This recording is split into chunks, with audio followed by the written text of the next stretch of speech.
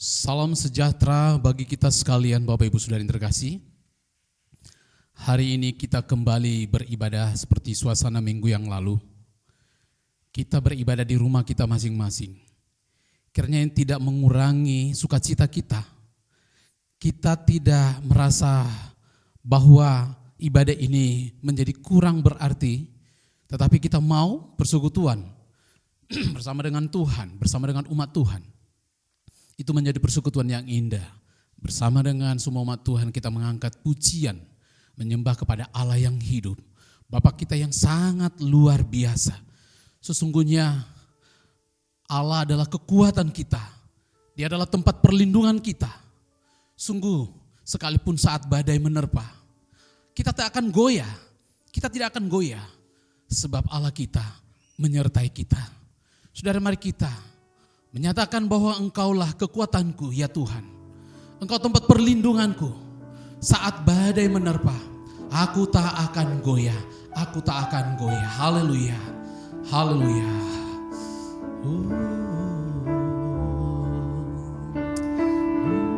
Mari kita bangkit berdiri, saudara yang terkasih.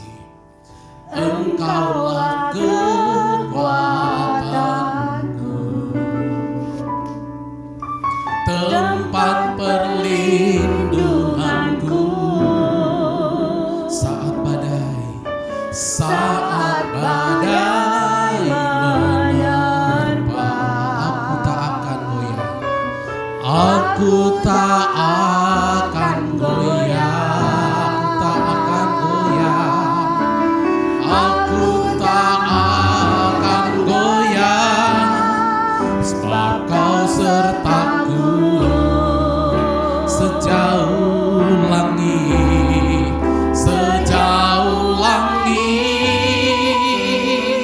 dari bumi. Begitu besarnya kasih-Mu, penuhi hati kami yang rindu menyembah-Mu, Yesus. Sejauh langit dari bumi, begitu besarnya kasih-Mu. Kaulah Tuhan, kekuatanku, sukacitaku. Saudara yang terkasih, sekalipun dalam keadaan sulit, tantangan begitu berat, tapi lihatlah kekuatan yang datang daripada Tuhan. Dia adalah pengharapan yang sangat luar biasa, melampaui segala penderitaan, tantangan yang sedang kita hadapi. Sungguh kita mau katakan bahwa Dia adalah kekuatan kita, Dia adalah tempat perlindungan kita.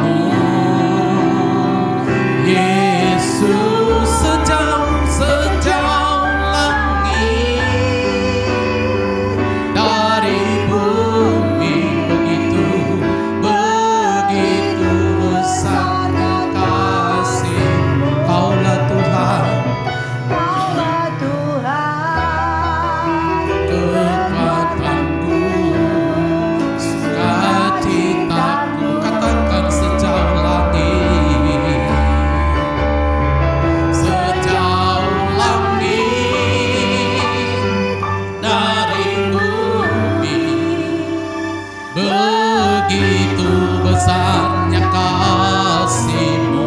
Penuhi hati kami Tuhan, penuhi hati kami yang rindu menyembah-Mu, menyembah-Mu Yesus, sejauh langit dari bumi.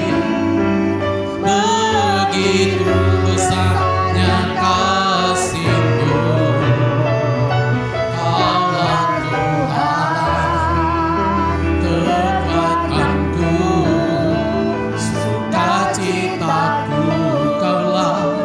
Kaulah Tuhan, Kaulah Tuhan, kekuatanku, sukacitaku. Kaulah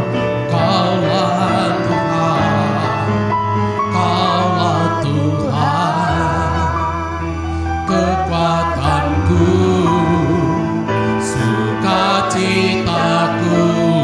Kita sembah Kaulah Tuhan,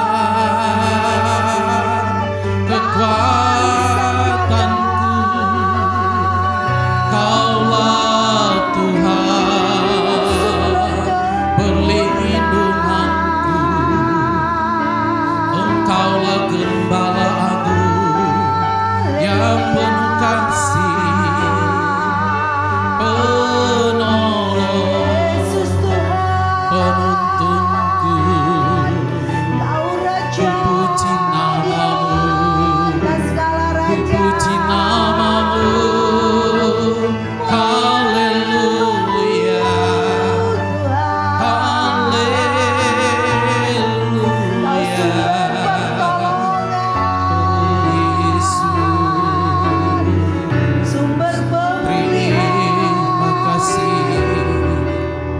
terima kasih, terima kasih.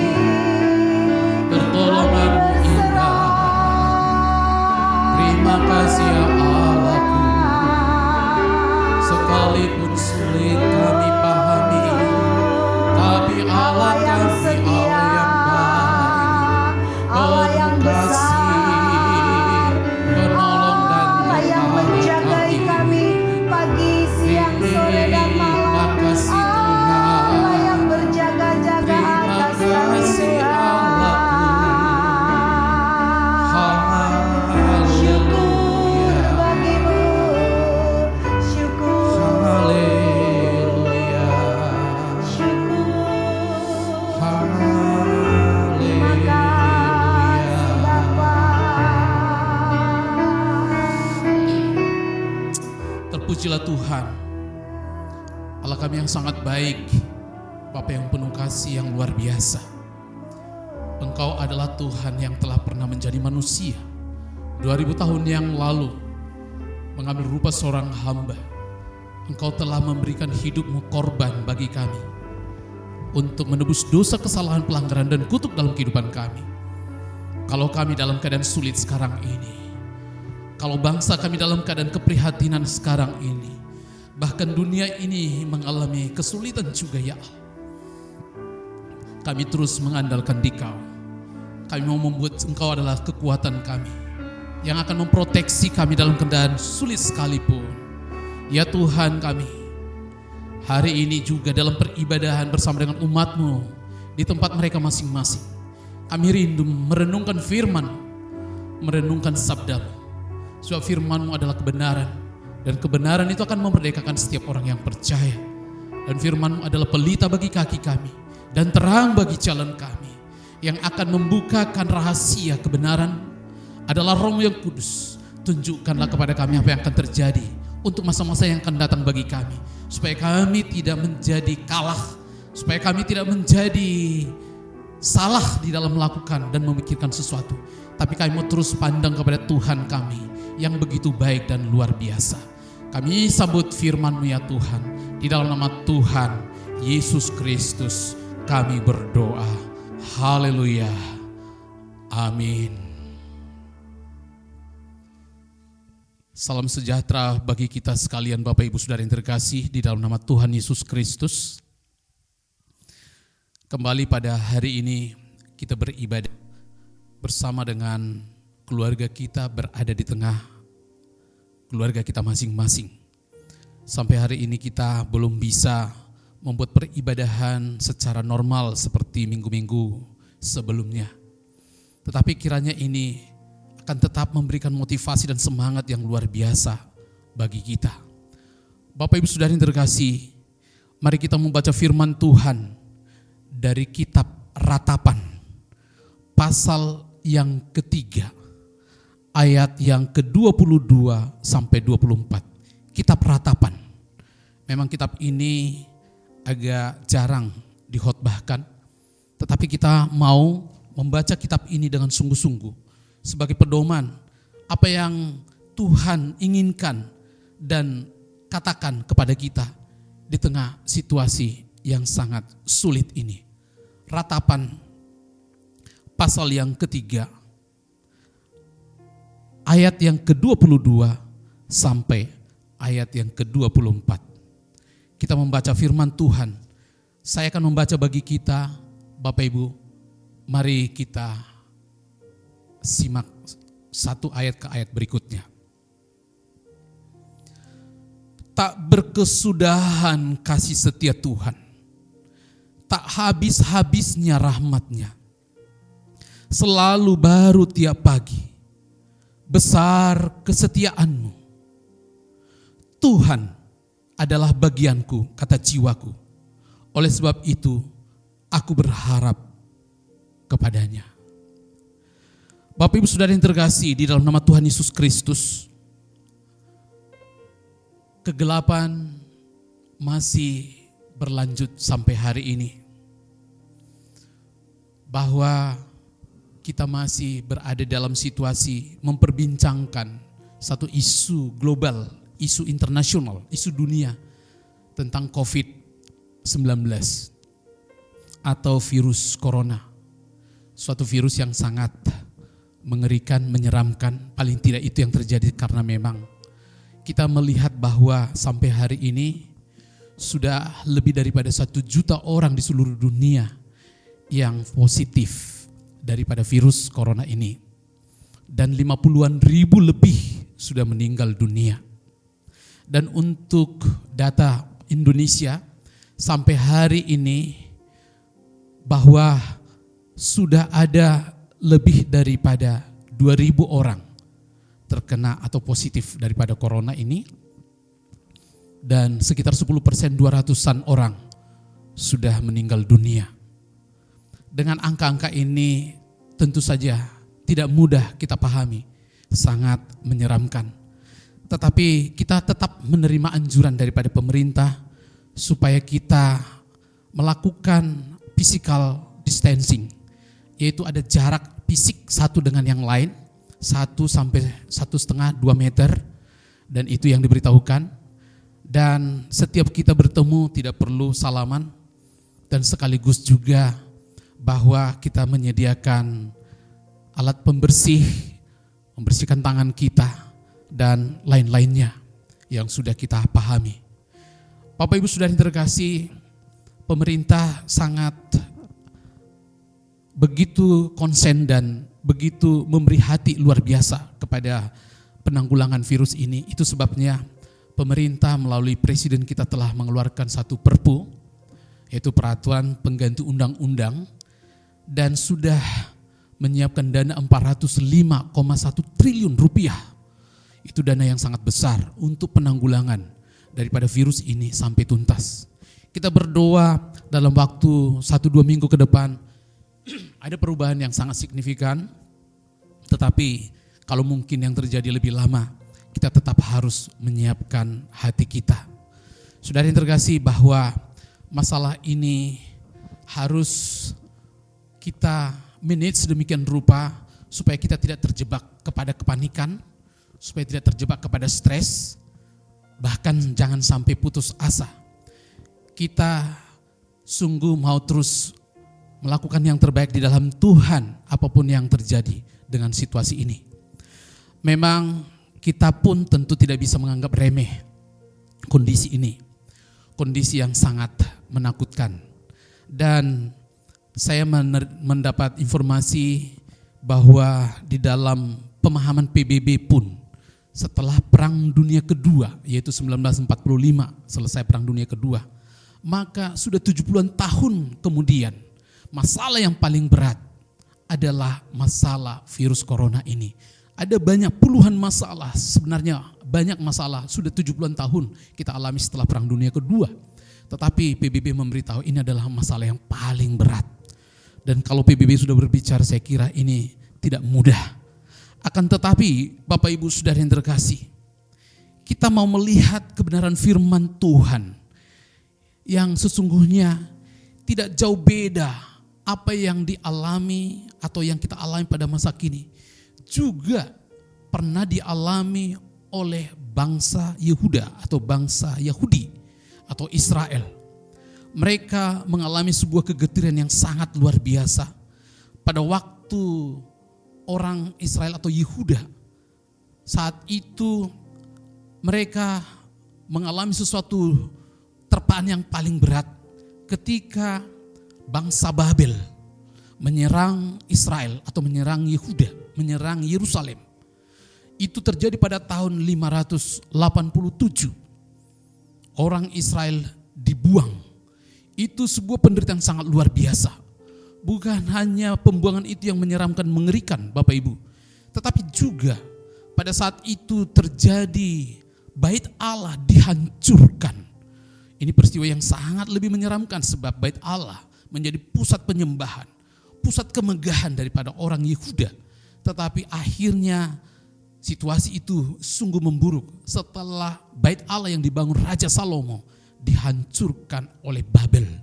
Dan sungguh akhirnya orang-orang penting, para bangsawan ditawan, termasuk Daniel, Sadrak, Mesak, dan Abednego. Dan bahkan Raja Yoyakim itu dibawa ke pembuangan dan di sana juga mengalami penderitaan bersama dengan rakyat. Dan penderitaan yang begitu luar biasa itu bisa kita lihat di dalam ratapan atau firman Tuhan pasal 1. Bapak Ibu bisa melihat ayat 1 sampai pada ayat yang ketiga. Dikatakan, betapa terpencilnya kota itu yang dahulu ramai, ini maksudnya Yerusalem.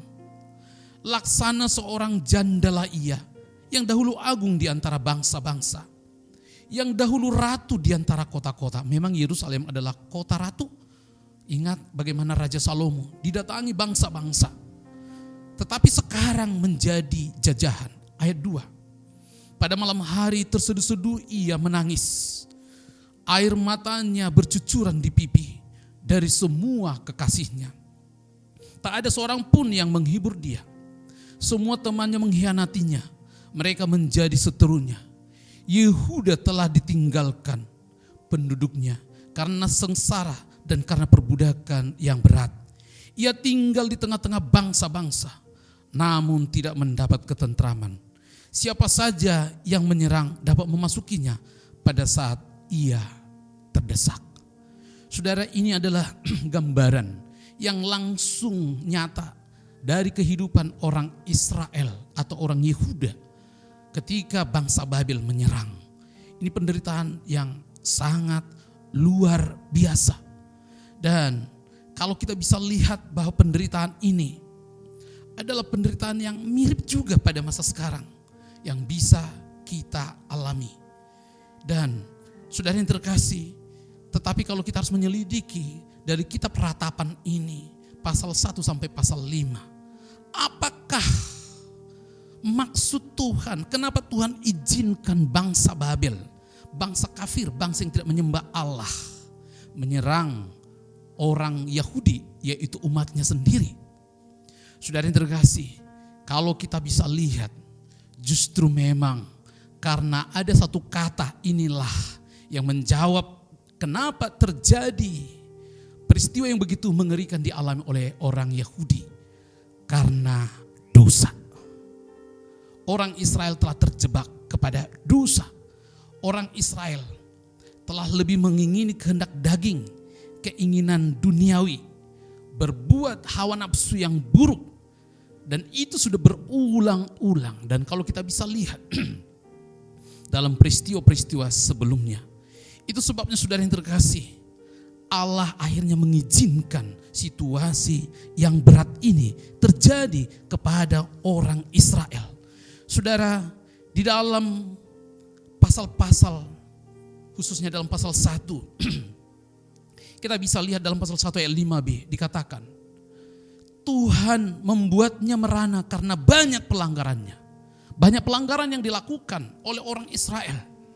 Dan dalam pasal 1 ayat 8, Yerusalem sangat berdosa sehingga najis adanya. Perhatikan pasal 1 ayat 8. Dan pasal 1 ayat 20b dikatakan, karena sudah melampaui batas, aku memberontak, kata Yeremia. Yeremia mewakili orang Israel pada saat itu. Saudara yang terkasih, untuk kita bisa pahami bahwa sesungguhnya Israel telah jatuh ke dalam dosa yang memilukan hati Tuhan. Peringatan-peringatan yang berulang-ulang disampaikan oleh Tuhan dilanggar.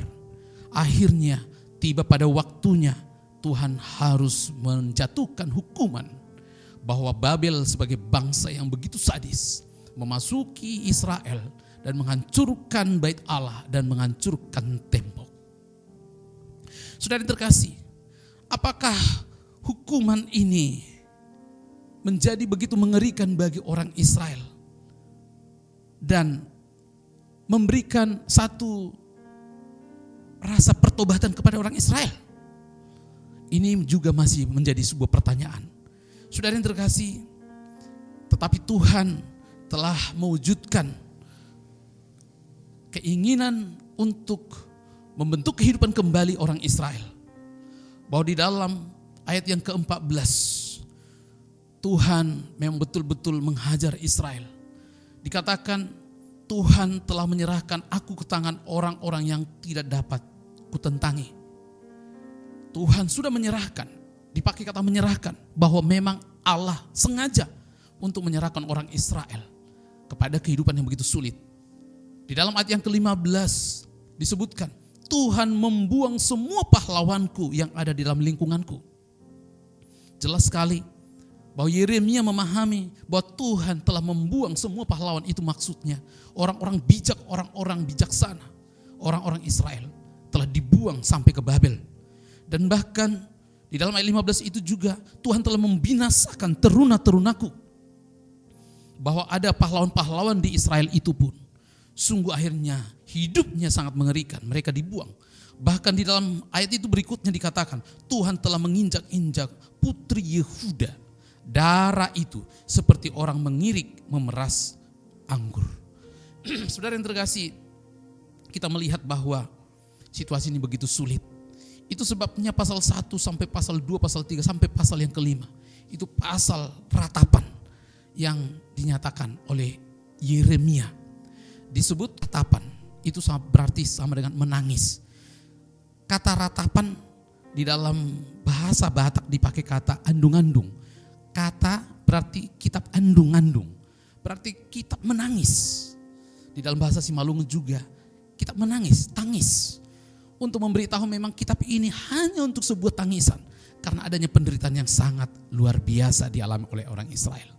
Bapak Ibu Saudara yang terkasih, kembali kepada situasi kita pada masa sekarang ini. Kalau kita harus mau jujur saudara Bapak Ibu, bahwa virus corona yang melanda bangsa-bangsa yang sudah sekarang ini ratusan bangsa. Bisakah kita berkata bahwa ini terjadi serta-merta saja? Tidak mungkin. Ada Allah yang melihat tentu saja. Dan tentu juga sekaligus. Seperti yang saya sampaikan firman Tuhan minggu yang lalu. Ini datang dari iblis. Tuhan tidak merencanakan kehancuran bagi manusia itu. Tetapi pasti Tuhan memakai situasi yang berat ini untuk akhirnya membentuk kehidupan manusia. Sebab manusia pun sudah jatuh ke dalam dosa. Kita paham sekarang ini banyak dosa yang bergelimang. Dosa yang dilakukan oleh bangsa-bangsa. Dosa yang dilakukan oleh pemimpin-pemimpin bangsa. Tapi terlebih juga dilakukan oleh umat Tuhan. Para pemimpin-pemimpin gereja. Ini harus menjadi sebuah koreksi. Ini harus menjadi sebuah evaluasi. Bahwa ini tidak terjadi serta-merta. Tetapi Tuhan mau sesungguhnya, Allah mau sesungguhnya di situasi yang sangat berat ini, Tuhan mau membentuk dan mengembalikan kita kepada kehendaknya semula. Saudara, kalau kita mencoba untuk melihat, ada banyak sebenarnya virus yang sudah terjadi sebelum virus daripada virus corona ini. Saudara pernah mendengar ada virus MERS, ada flu burung, ada virus babi, ada virus Ebola. Ini semua virus sebagai peringatan bagi kita. Sama seperti adanya pandemik atau wabah yang terjadi dialami oleh orang Israel pada masa lalu. Itu menjadi sebuah peringatan supaya orang Israel kembali kepada Tuhan. Tetapi Bapak Ibu Saudara yang terkasih, khotbah saya pada hari ini hanya untuk memberitahukan sebuah kabar, yaitu kabar baik. Sebagaimana firman Tuhan yang sudah saya baca dalam Ratapan pasal 3, ayat yang ke-23 sampai ayat yang ke-24. Firman Tuhan yang sangat indah itu dikatakan, saya akan membacakan sekali lagi kepada kita, Bapak Ibu Saudara yang terkasih. Tak berkesudahan kasih setia Tuhan, tak habis-habisnya rahmatnya, selalu baru tiap pagi. Besar kesetiaan-Mu, Tuhan adalah bagianku, kata jiwaku. Oleh sebab itu aku berharap kepadanya.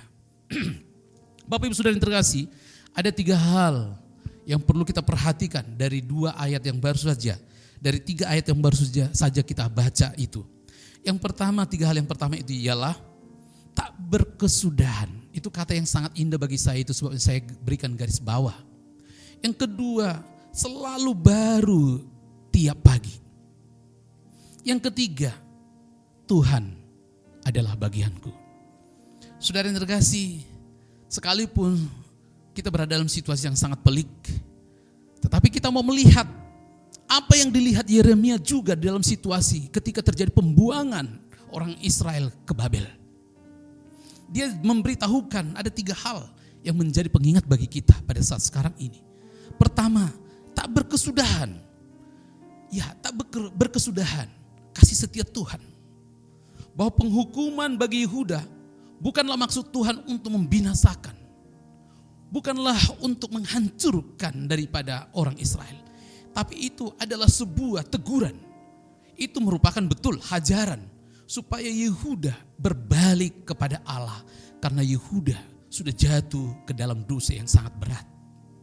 Kalau kita aplikasi dengan kondisi kita, bahwa virus yang menakutkan sekarang ini, saudara yang terkasih, tentu tidak mau membinasakan kita. Tapi tujuan Tuhan selalu untuk sesuatu yang sangat indah. Bahwa berita-berita yang kita dengar, situasi yang begitu berat, ingatlah, itu adalah materi khotbah Tuhan kepada kita. Supaya kita kembali kepada Tuhan. Supaya kita berpengharapan penuh kepada Tuhan. Dan supaya kita jangan sampai putus asa. Dan sekaligus kita mengkoreksi diri kita. Tak berkesudahan kasih setia Tuhan. Kenapa dipakai tak berkesudahan? Tidakkah Israel sudah berada dalam penderitaan yang begitu luar biasa? Betul. Tapi perhatikan tak berkesudahan. Itu nyata sekali.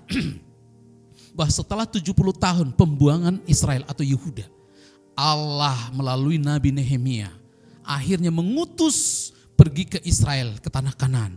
Dan kemudian membawa Israel kembali ke tanah Kanaan. Tahun 538 sebelum Masehi, Israel sudah kembali dari pembuangan Babel. Dan kemudian Allah memberi kesempatan, akhirnya tembok Yerusalem dibangun. Dan tahun 518 dibangunlah Bait Allah kembali dan sudah selesai. Akhirnya situasi 70 tahun kemudian memang situasi daripada Israel atau Yehuda normal. Untuk memberitahu bahwa tak berkesudahan kasih setia Tuhan. Tuhan masih ingat dengan janji-janjinya kepada orang Israel. Dan Tuhan tetap mempersiapkan kepergian atau kepulangan Israel sampai di tanah Kanaan untuk mempersiapkan kedatangan atau kelahiran daripada Mesias. Mesias sudah lahir 2000 tahun yang lalu. Kita memuji Tuhan, kelahirannya memberikan keselamatan kepada kita. Yang kedua, Bapak Ibu Saudara yang terkasih, diberitahukan bahwa selalu baru tiap pagi. Pernyataan selalu baru tiap pagi ini agak sedikit kontroversial sekali. Karena bagi orang yang menderita, bagi orang yang mengalami pergumulan, bagi orang yang berada dalam kondisi sulit, tantangan yang begitu berat menekan, saat pagi itu adalah saat yang sangat menekan, saat yang begitu sulit. Terlalu banyak orang bangun pagi itu menjadi hampa, pesimis. Tapi Bapak Ibu Saudara yang terkasih, saya senang dengan kata selalu baru tiap pagi. Saya menafsirkan dan menerjemahkan ini secara literal saja. Kata pagi untuk menunjukkan bahwa setiap pagi seperti yang dilihat oleh Yeremia, selalu berkat Tuhan datang. Selalu berkat Tuhan menyentuh kepada umat itu. Selalu berkat Tuhan hadir. Selalu baru tiap pagi. Saudara yang terkasih, bahwa sekalipun dalam suatu situasi yang sangat sulit sekarang ini, kita harus yakin bahwa Tuhan tetap menyediakan berkat-Nya bagi kita, menolong, menopang kita. Tentu saja kalau Tuhan memberikan berkat materi, puji Tuhan. Tapi paling tidak kita harus menatap bahwa Allah menyertai kita. Itu berkat yang sangat luar biasa. Allah membimbing, menuntun kita. Dan sesungguhnya ketika pagi tiba, sesungguhnya Tuhan mau membawa kita kepada persekutuan yang indah bersama dengan umat Tuhan. Ini kita sedang berada dalam kode social distancing atau physical distancing. Kita tidak bisa keluar. Atau katakanlah kita sangat terbatas keluar. Ini berkesempatan kita boleh beribadah. Berkesempatan kita memuji Tuhan, berdoa lebih banyak dari sebelumnya. Tak berkesudahan kasih setia Tuhan. Dan saudara yang terkasih, yang ketiga adalah satu yang paling sangat menyenangkan bagi saya. Di situasi paceklik yang luar biasa. Tantangan yang langsung di mata Yeremia. Sebab Yeremia adalah saksi mata atas kejatuhan daripada Yehuda pada tahun 587. Dan dia melihat betapa garangnya bangsa Babel, tentara Babel menghancurkan hidup daripada orang Israel. Dan bagaimana porak-porandanya bait Allah yang menjadi kebanggaan Israel. Tetapi saya sangat senang dengan perkataan yang terakhir. Dikatakan di dalam ayat yang ke-24, Tuhan adalah bagianku. Pilihan daripada Yeremia adalah Tuhan. Pilihannya bukan dunia ini. Pilihannya bukan putus asa. Pilihannya bukan stres. Pilihannya bukan bunuh diri. Pilihannya bukan kematian. Tapi pilihannya adalah Tuhan. Saudara perhatikan kata Tuhan dengan 5 huruf besar. Itu Yahweh, yaitu Allah yang dikenal oleh orang Israel. Dia menyebut kata Tuhan atau Yahweh menjadi bagianku. Yahweh adalah pencipta langit dan bumi. Yahweh adalah Allah yang menaungi, menyertai, menolong, menopang, memproteksi daripada Israel. Tapi Yahweh itu juga yang akan menolong. Itu sebabnya aku yakin bahwa Yahweh adalah menjadi bagianku yang harus kuikuti, yang harus kuteladani, yang harus kupercayai. Saudara yang terkasih, dalam situasi yang seperti ini, siapakah yang menjadi bagian kita? Apakah putus asa? Atau mungkin jadi keduniawian? Atau mungkin menjadi dosa? Atau hal yang lain? Tetapi harus kita ikuti, nikmati apa yang dipikirkan dan diimani oleh Yeremia. Tuhan adalah bagianku. Saudara yang terkasih, situasi paceklik seberat apapun, situasi yang begitu berat sekalipun, ada firman Tuhan yang sudah kita baca pada hari ini. Tak berkesudahan kasih setia Tuhan. Ini harus menjadi kata yang sangat indah. Tak habis-habisnya rahmat-Nya. Selalu baru tiap pagi. Besar kesetiaannya. Tuhan adalah bagianku. Inilah menjadi bagian kita. Saudara, walaupun dalam kondisi sangat sulit, tantangan yang sangat berat, kita mau terus fokus kepada Tuhan. Bahwa Tuhan yang kita yakini tak berkesudahan kasih setianya. Tak habis-habis rahmat-Nya. Mari kita pandang kepada Tuhan yang baik. Mari kita pandang Tuhan yang indah. Mari kita pandang bahwa Tuhan yang pernah mati bagi kita di dalam Yesus Kristus. Dia telah menyelesaikan dosa, pergumulan, dan tantangan yang begitu berat. Kesulitan yang begitu luar biasa. Saudara yang terkasih, mari kita tunduk kepala di hadapan Tuhan. Mari kita sungguh-sungguh menatap situasi yang sangat berat ini. Jangan ini menjadi tekanan yang membuat iman kita goyah.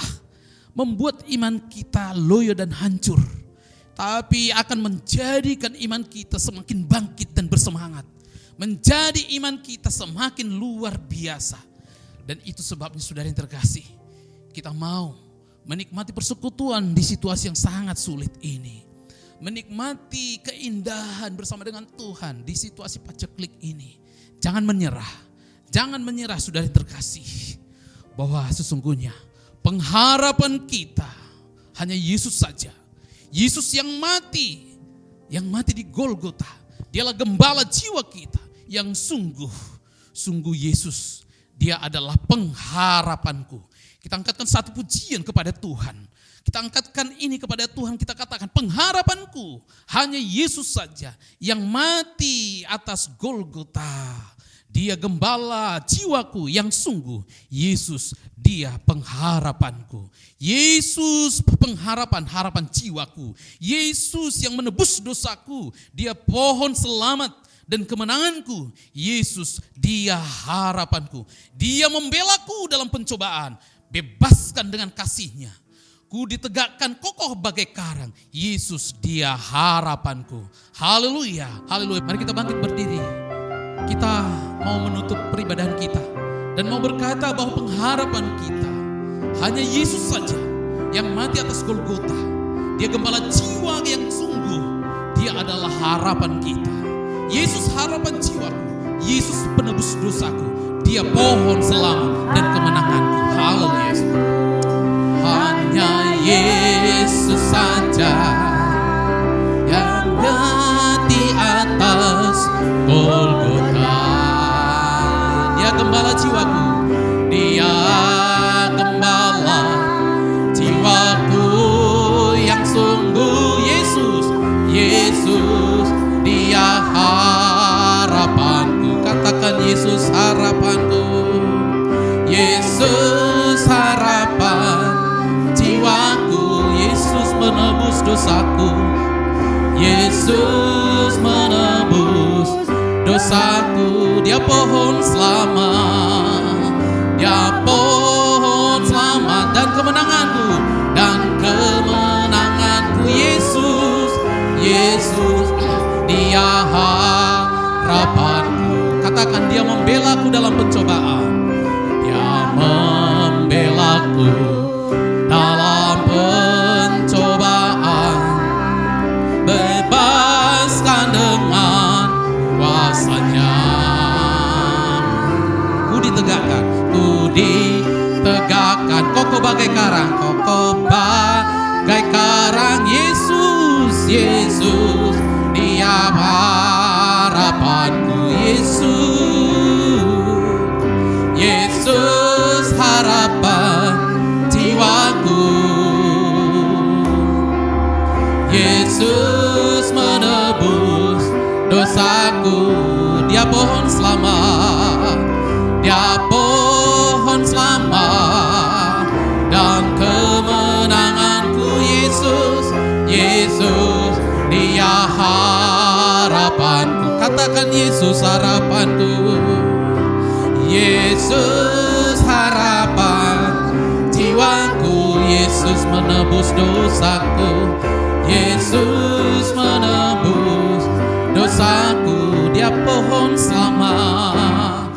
Dia pohon selamat dan kemenanganku. Yesus, dia harapanku. Yesus, dia harapanku. Yesus, dia harapanku. Yesus, dia harapanku.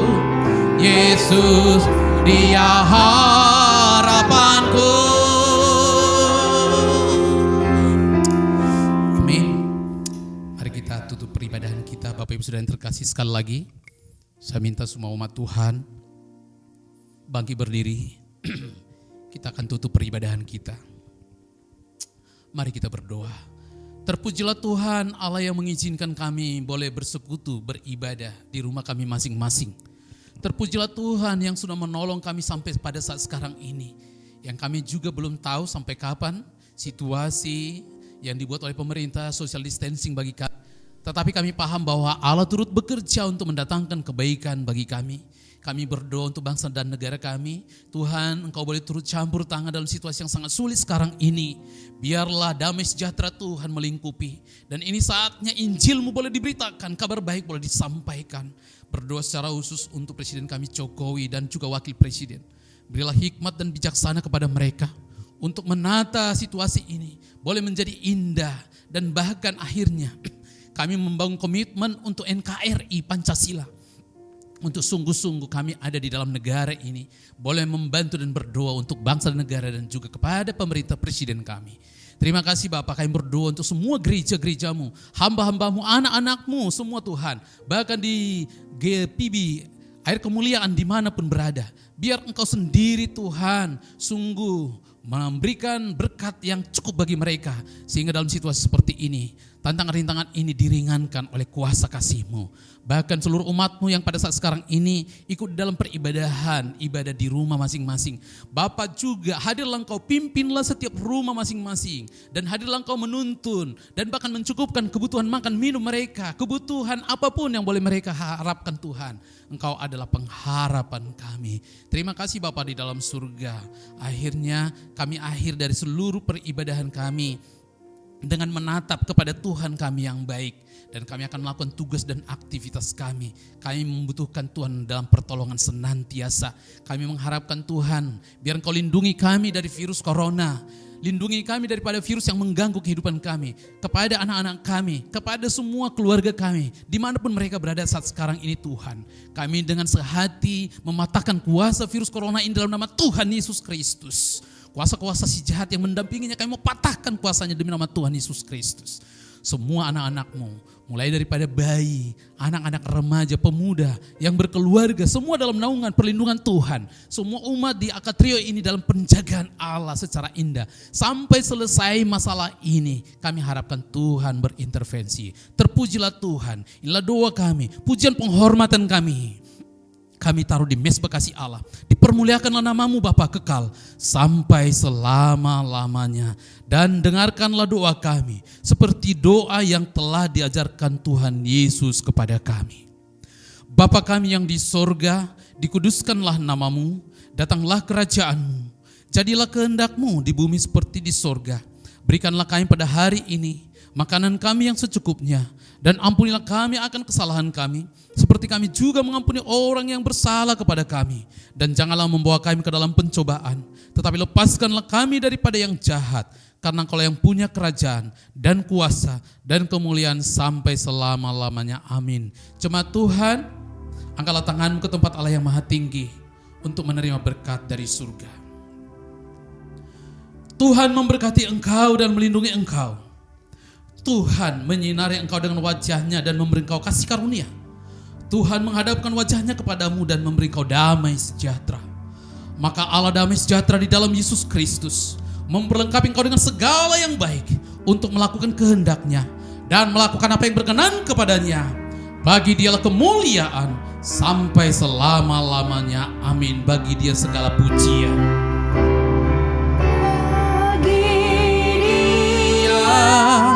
Segala pujian, hormat serta syukur kekal selamanya bagi Dia. Segala pujian, hormat serta syukur selama-lamanya. Hormat serta syukur, hormat serta syukur, hormat serta syukur, hormat serta syukur selama-lamanya.